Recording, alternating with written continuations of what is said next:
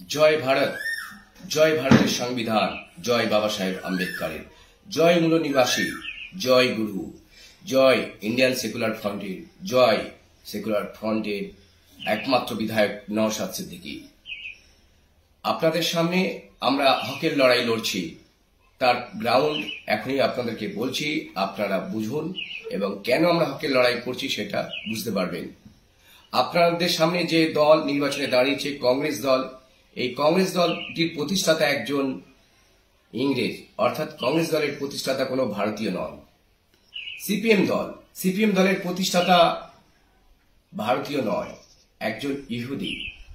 এবার আসা যাক বিজেপি এবং টিএমসি দলের প্রতিষ্ঠাতা আরএসএস।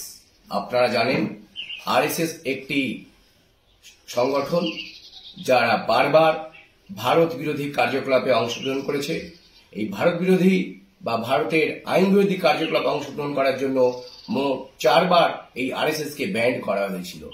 একবার 1947 সাল, একবার 1948 সাল, একবার 1975 এবং 77-এর মধ্যে, একবার 1992 সাল, অর্থাৎ যখন বাবরি মসজিদকে শহীদ করে দিয়েছিল এই আরএসএস এর ফলোয়াররা।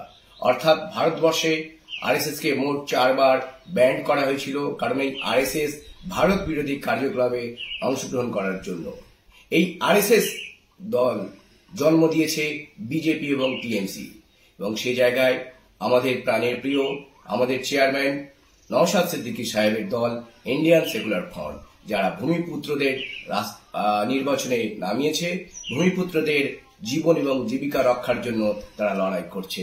সুতরাং এ হক একমাত্র ইন্ডিয়ান সেকুলার ফ্রন্টের যারা প্রার্থী, তারা হকের লড়াই লড়ছে। বাকি যে দলগুলি সব কেউ ইংরেজদের দালালি করছে, কেউ ইহুদিদের চামচাগিরি করছে, কেউ আরএসএস দের চাটুকারিতা করছে মাত্র।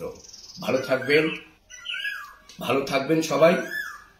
আপনারা জানেন আমি ইতিমধ্যে ডায়মন্ড হারবার কেন্দ্রে দাঁড়িয়েছি 2024 লোকসভা নির্বাচনে। নওশাদ সিদ্দিকী সাহেবের মনোনীত এবং ইন্ডিয়ান সেকুলার ফ্রন্টের অনুমোদিত একজন প্রার্থী। আমাকে খাম চিহ্নে ভোট দিয়ে বিপুল ভোটে জয়যুক্ত করে ভারতীয় পার্লামেন্টে পাঠাবেন। আপনাদের দোয়া এবং আশীর্বাদ করবেন, এই বলে আপনাদের কাছে সংক্ষিপ্ত আবেদন করলাম। ভালো থাকবেন।